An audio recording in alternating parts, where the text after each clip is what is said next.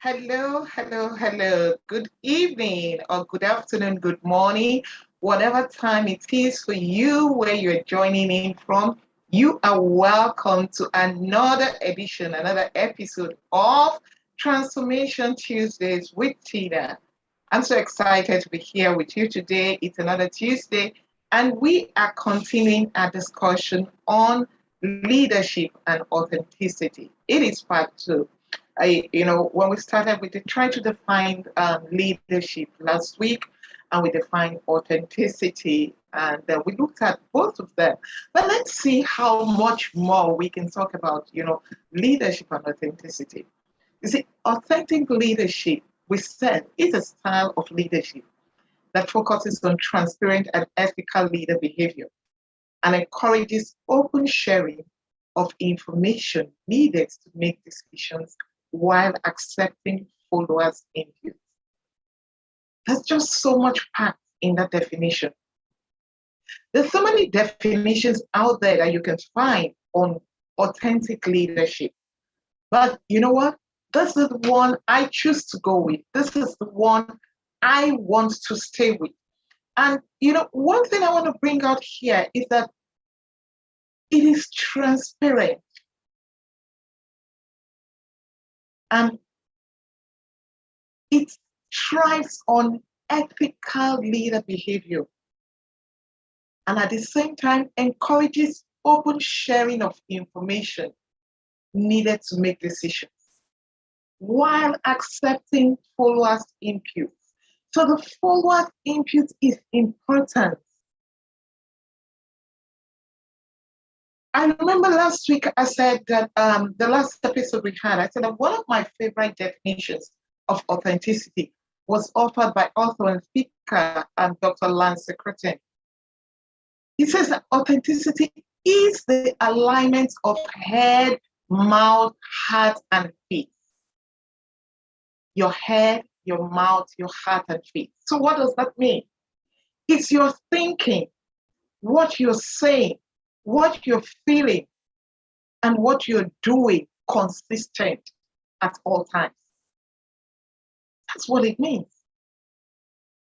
The alignment of your head, your mouth, your heart, and your feet.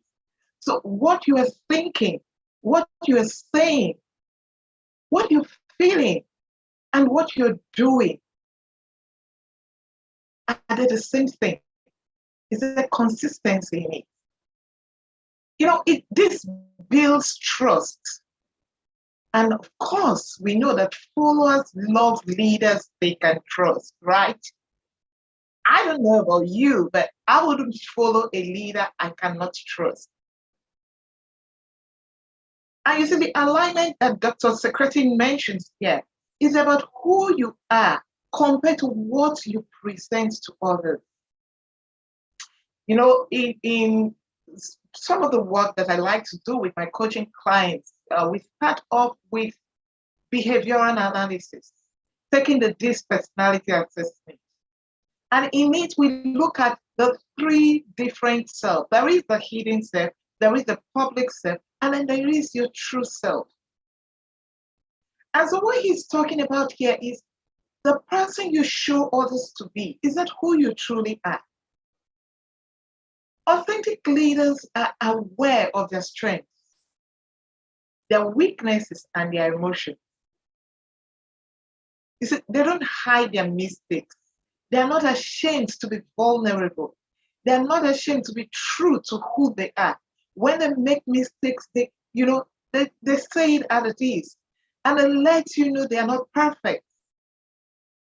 And guess what? People are not looking for perfect beings. They just want someone who is true, someone who is authentic. And so you will agree with me that to be authentic is to be real and not about being perfect. It's not about being perfect. In fact, my mentor, John Maxwell, says on authenticity that when I try to act as perfect, he's talking about himself here, that whenever he tries to act as perfect, he immediately loses authenticity. And not only authenticity, that's not the only thing we lose. we lose our humanness. We lose our realness. People want to follow real people, people who are genuine, people who are not afraid to tell their mistakes, to share their failures. They don't want to follow a perfect leader because guess what? Newsflash, there is no perfect leader. We all fall short at sometimes. We all don't do the right things all the time. And so that's not why people follow us. They just want to see your heart, that you're genuine, that you're true. And so here's a question I have for you as we move forward. Are you who you say you are? Think about it. As a leader, as a manager, as someone who manages people, not just resources, but you're also managing the human aspect of your resources. Are you who you are? You cannot be true, you cannot be authentic to the people you're leading until you make the hard decision to be true to yourself. I see that's why self-leadership is so important. That is the first thing every leader should actually, invest in, self-leadership. It's easy to tell other people what to do, but telling yourself, making sure you're doing it, that's hard, but it's something we have to do as leaders. We must learn to lead ourselves first of all. It's about making those hard decisions, about standing alone when nobody takes your side because you believe in what is true. And so you want to decide and start working on you to be the leader with a true commitment to lead others through positive influence.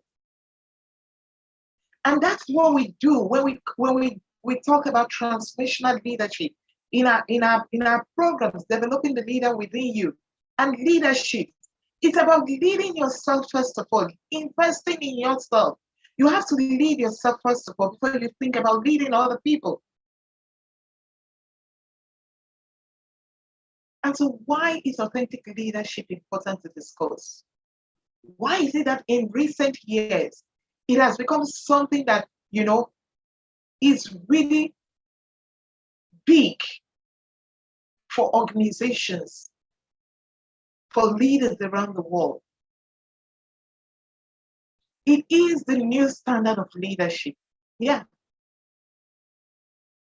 You see, before now, up until recently, positions, status, having a sense of power was what really mattered to people.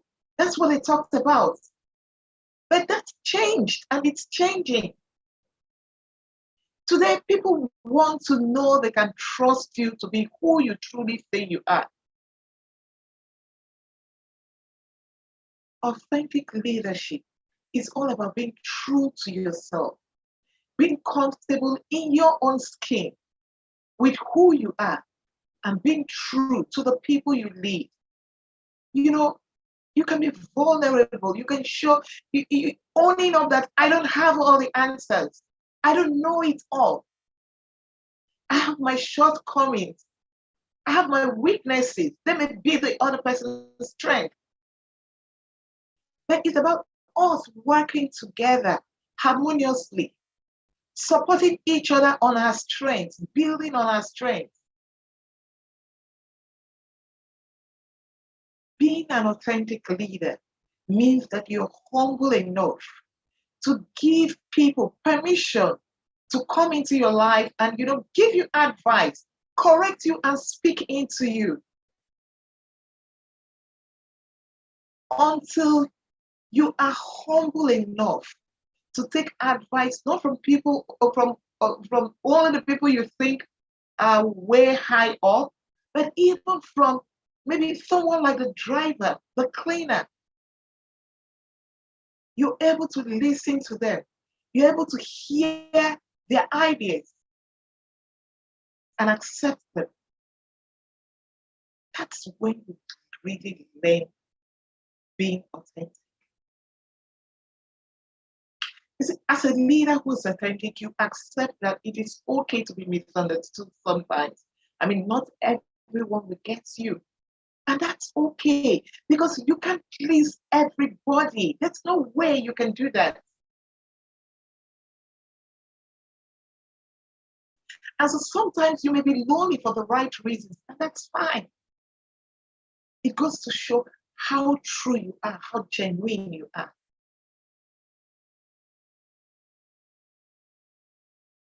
One very fundamental thing about being authentic, being an authentic leader, is giving yourself permission to be you, being comfortable in your own skin.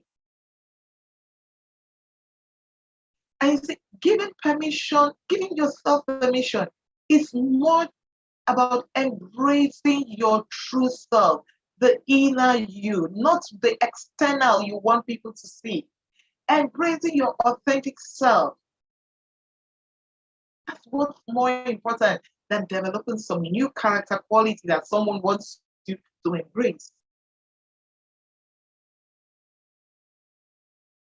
And so knowing that you cannot give what you do not have. I want to share with you some ways to help you find the authentic you so you can be authentic with those you lead. And the first thing is that be values driven. Values are so important. Organizations have their core values. But you, as a leader, do you have your personal values? Do you know what your personal values are?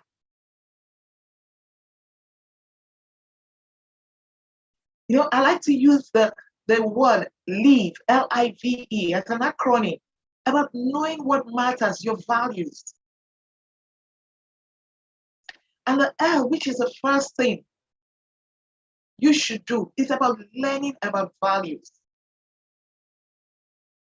See, in today's world, it is easy to develop some circumstantial values just because you want people to like you. You know, where your personal values that you display are driven by the circumstances you find yourself. If you're truly authentic, and for you to be truly authentic, to be the authentic leader that you want, you seek, and that people will follow, you want to know who you are. You want to be able to exhibit your values to be the same in every situation, whether people are looking at you, whether there's someone there or, I mean, there's no one there. You are the same at all times. And so you want to learn about values. What are your personal core values? What are those things you will not trade for anything? For some people, it's about family, it's relationships, it's honesty, it's candor. There's so many of them. Then what are your own personal values? So you want to learn about values. And then the next letter, the I, is about identifying the values that you live your life by. You want to identify your own values. What are the values? Identify at least 3 to 5 top values that you want to live your life by. Accountability, courage, efficiency, purpose, passion, honesty, candor, humor, service, significance. Pick 3 that can really that speak to who you are.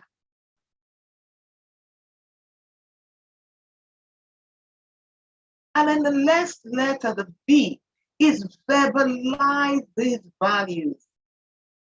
You want to learn them. You want to act them out. You're verbalizing them. You're speaking them into every situation, into the things that you do day in, day out, whether someone is watching or not.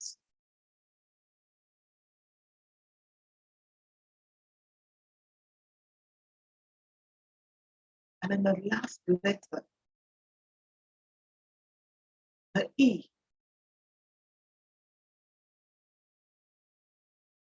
is to embrace the values. Embrace the values. That's who you are. And so you want to be values driven. The second thing is that be self-aware. Let your words match your actions at all times. You know,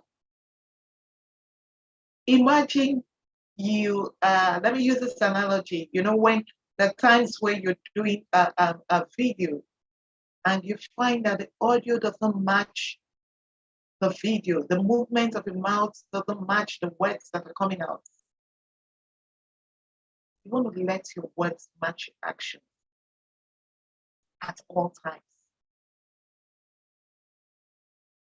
What is your effect on people? What will people say about you? If your colleagues, if a 360-degree evaluation is done and people are asked what it is to be led by you, what will they say about you? You want to be self-aware because self-aware leaders develop trust with those around them.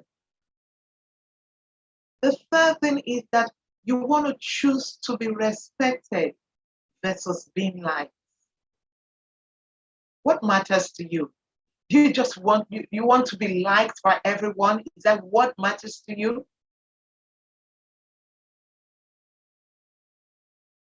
Does your behavior choices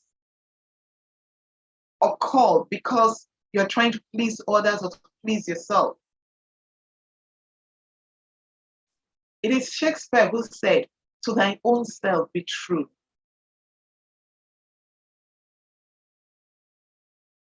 So you want to choose being respected over being liked.